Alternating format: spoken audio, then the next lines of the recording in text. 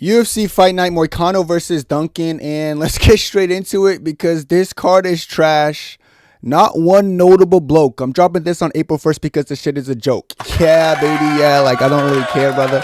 I don't care to rap today. Like, I just want to get into this. This feels like I'm clocking in.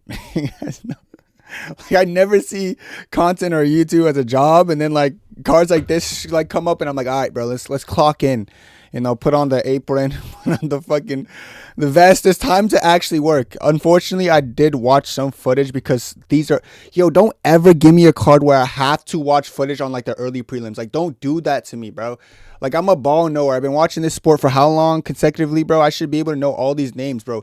Don't come up with some unknown people with no hairline that I gotta watch footage. Exhibit A, Dakota Hope. He's horrible. You know, he's making his debut, and this guy he's going against is kind of a journeyman in the UFC. Not the UFC. Kai Kamaka, if I'm pretty sure, has fought in multiple promotions. Unless the Kai Kamaka I was looking at is, I think his name was Kai Kamaka the third, but I'm assuming this is the same person because they looked alike. Nah, but jokes aside, from what I've seen from this guy, he didn't just fight in the UFC. He fought in different promotions, including the PFL, I believe. And he looks good. Like, he looks better than Dakota Hope, who's making his debut. Most people would look at this for, like, Dakota Hope going in there and winning a debut against a journeyman. But I think Kamaka is going to get it done. I don't even know what I've been calling him. But Kamaka is going to get it done via just being more active. Hope looked not very active in the hands. He's a very short guy. He's like 5'6". He's just a brolicky, small, short black dude. He's not going to do much against Kamaka. So I got Kamaka winning. I don't even care about the odds. I just have Kamaka winning. Barbosa versus Gatto. Just a low-level WMMA fight. Yeah, this one's gonna be interesting. I think they're both coming off of losses, if I'm not mistaken. No, I think Barbosa's coming off a loss, and then Gatto's coming off a win. But Barbosa lost to, I believe it was Carini Silva, so someone who's like adequate somewhat.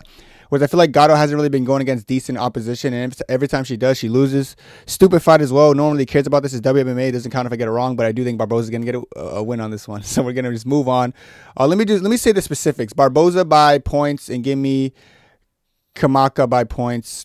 Asma Bekov versus Tresean Gore, a fight I didn't have to do much research on, because I remember Asma's last fight against my dog, Alice Pereira's son's cousin's friend.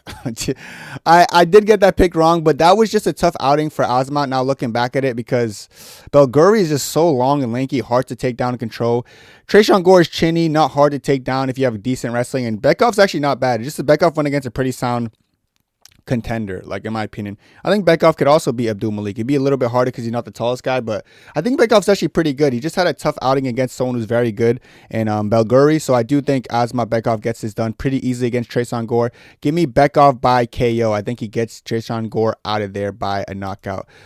Alice Pereira versus Haley Cowan. We last saw Pereira make her debut, where she was, I believe, the youngest debutant in WMA in a long time. I think she's like 19, 18, something like that. She lost. She looked very young in the fight. This is a easier stylistic matchup for her, I suppose, but there's just nothing that was impressive about her debut to me. No offense, guys. It's just nothing. She's lanky. She has like a good length on her. Like, she moves pretty decently. But Haley Cowan just seems more experienced, and I think that experience is going to carry her to win. Like, she's probably going to hold her against the fence a little bit, maybe smash her a little bit, maybe hug her there. Pereira is such like a sporadic. She kind of, I think of myself. Like, she's what I hope I don't look like. Okay, back up. She's like what I hope I don't look like when I make my Dana White Contender Series debut, like just sporadic and bouncy and just not really, just relying on like maybe like just being too flashy, relying on like I'm going to land this and it's going to land because in my head it's going to land. And then she gets in there, she just like realizing, holy shit, it's harder than I think. So I think she's going to do that again. That's what she did in her debut. She was undefeated before that. She was fucking 6-0, and then she lost that.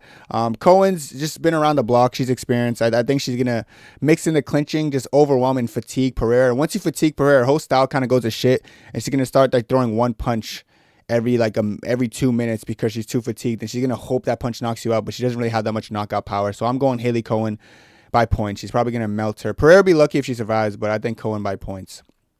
Moving on, Lando Vannata versus Darius Flowers. Both low-level fighters here. Like, I don't know what's wrong with this card. Stop. Yo, don't get me mad. Shibai, brother. Shibai. Like, this card just wanted. Like, who the hell are. Yo, stop making up people at this point. Like, I know a little bit about Darius Flowers, but, like, when I saw this guy, like, his name just pissed me off. His looks pissed me off. Everything got me mad about this guy. Like, you look like a creative player. Both guys, look like creative players. Like, the default version. Like they look like they're new UFC games, and this is the default version of the fucking white guy and the default version of the black dude. Give me Vannata, bro. Literally off of vibes and just physique and aesthetic, you know? Literally off of vibes. Darius Flowers is just not very good, I'll be real. From what I've seen of Vannata, he's not even great either, but I just reckon he's going to be better than Flowers, so I'm going to just go Vannata in this one. Let's go Vannata by... I don't know, Darius is not even hard to get out of there. But let's go Vannata by points. It might just be a point session. Every single fucking fight goes to points this card. Alexandre Costa versus Stuart Nicoll. Stuart Nicoll's actually not that bad. He's like an Aussie. He's not even an Aussie. He looks like an Aussie. He's from the Solomon Islands. Same shit, right? He's durable. He can mix in wrestling when he needs to. Same with Costa. Costa's iffy. He's hit or miss for me, honestly. This actually might be a close fight. I reckon it's going to go in a split decision no matter what way it goes. I reckon Nicoll's going to take him down a couple times. But Nicoll kind of loses fights that are winnable. Either like he just starts a little bit slow or like he ends off a little bit tired. You know, I just think Costa's going to do enough to outpoint him in a split decision when that goes either way. Give me Costa by points. Pat, okay, Gumhermin Pat. I don't give a shit about his first name. Pat versus Thomas Peterson. I'm pretty sure Pat's the favorite going into this, or it was like a pick 'em odds. Guys, I never like laughed out loud watching highlights. I was watching highlights for this Pat dude. I was just laughing. He's so bad. He's like a point fighter, yeah. Like, but he looks so bad to me. I was actually laughing out loud before this video watching his foot. Like, I've never done that before. Like, I never watched foot and start laughing. And like, I watched a highlight video of his and I just started laughing. He looks so bad to me. Like, he had his chin really high in the air. He's just a point fighting style. So he's going to rely on like hitting you and trying to run. Thomas Peterson's going to track him down, hug him a little bit against the clinch and probably take him down and maul him. We're going to have to see this guy's takedown defense. We haven't seen much of it, but we're going to see it in this fight. He's a point fighter background, but he doesn't move as good as he should for that background. He's not like no MVP. He wants to be, I could tell. But I think this is an easy pickings fight for Thomas Peterson. Despite it being pick'em odds, I think they're underrating Thomas Peterson because he hasn't been looking good in his last appearances. But I feel like it's because he's going against decent opponents. Don't let the 5-0 Pat confuse you guys. I do think he should get an easy win against Thomas Peterson. Get an easy win against this guy despite his undefeated record. I'm going Thomas Peterson. Pretty easy pick for me, despite the odds being I think 50-50. I literally think it's a coin toss, which is weird. That Pat guy's highlights, holy shit. I could never pick him watching. And if he wins, good for you, but you look horrible. Don't get mad at me for looking bad. Sheba, brother. Jose Delano versus Robert Ruchala. Didn't have to watch much footage of this. Ruchala's not that good from what I've seen. Delano making his debut. From what I've seen of Delano, I believe he was in a Dana White Contender Series. I could be completely off here. Who gives a shit? But from what I've seen from the highlight reel I saw of him in, he looked pretty decent in it. I don't even think I saw his highlight in Dana White Contender Series. More like something on the regional scene. But he looked good from what I've seen. Like better than Ruchala, hopefully. So I think Delano should get this done pretty comfortably. Time will tell though. Maybe the I don't know. Maybe the size. I think Ruchala is a little bit taller. That could be problematic. But I do think Delano is gonna get the win for Brazil. Tommy Mcmillen versus Manola Zecchini. Okay, I'm going to say this. The Tommy Mcmillen guy, or like he's supposed to be like a sugar doppelganger. He's so shit. His Dana White Kinetic Series, he didn't even look that good. You know, he has length. Yeah, he's going to be 6 feet. He's going to be taller than this dude. 6 feet for featherweight's pretty tall. Manuolo Zecchini's literally an NPC. Like, if he wasn't an NPC, I'd pick him to win because I don't rate this Tommy Mcmillen guy that well. But I think Tommy Mcmillen's going to be able to outpoint this fucking Zecchini nobody.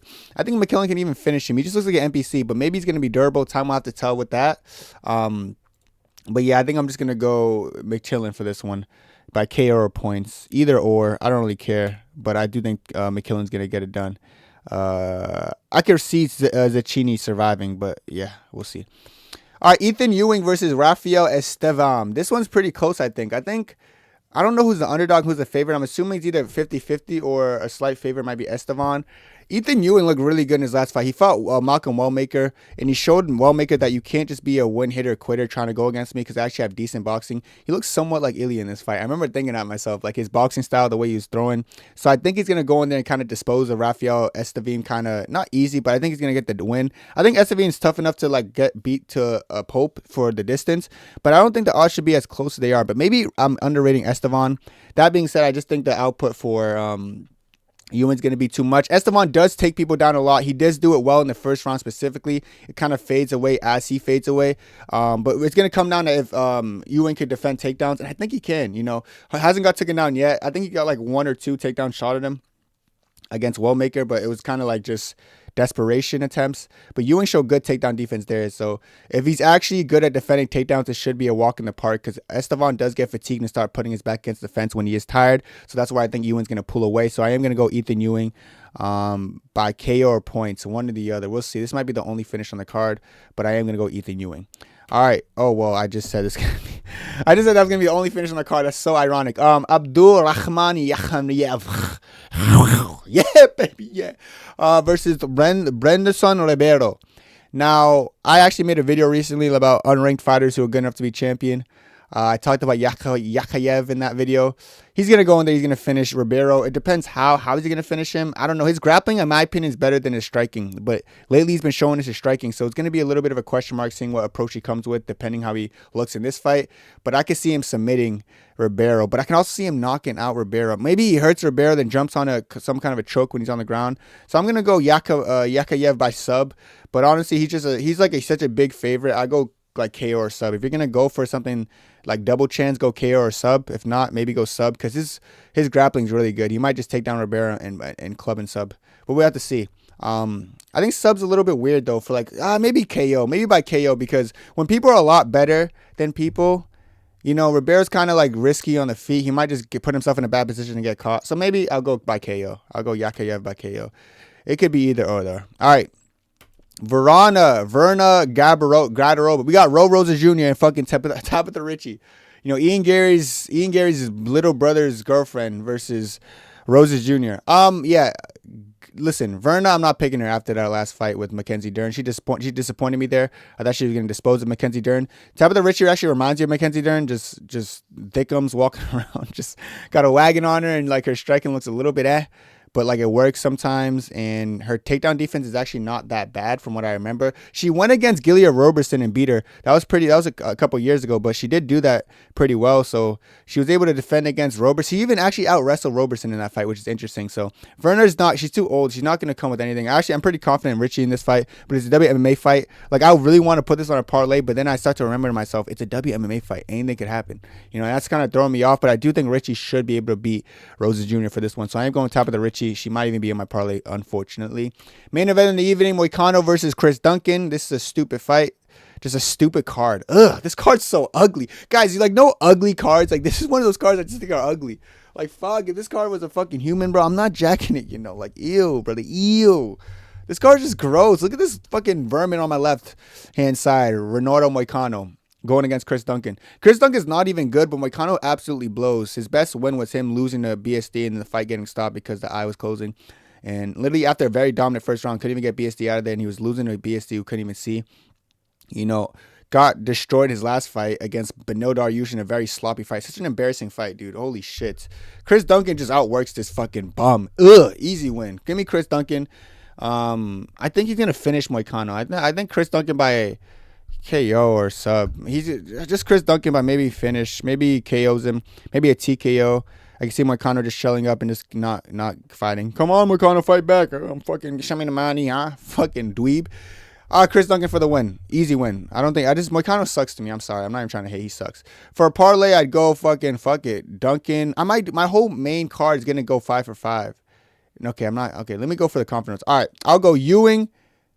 Yakhyaev. Okay. He's too big of a favorite. Go Ewing. I'm going to do it. I'm going to do WMMA. Ricci and Duncan. Parlay, 3-legger. It's going to hit. You're going to make money. Congratulations for the people who follow that. And if you're going to, I think we should also throw Thomas Peterson if you're feeling really frisky. Matter of fact, now do the 3 for the main card for the prelim parlay. Go Thomas Peterson, right? Alexander Costa, Bekov, and Kamaka. Yeah, that's the prelim parlay. I hope you guys have those noted. Don't ever ask me for a parlay. I just said in the video. That's it for me. Hope you guys enjoy. God bless. This is a horrible card. 2, 3, 4.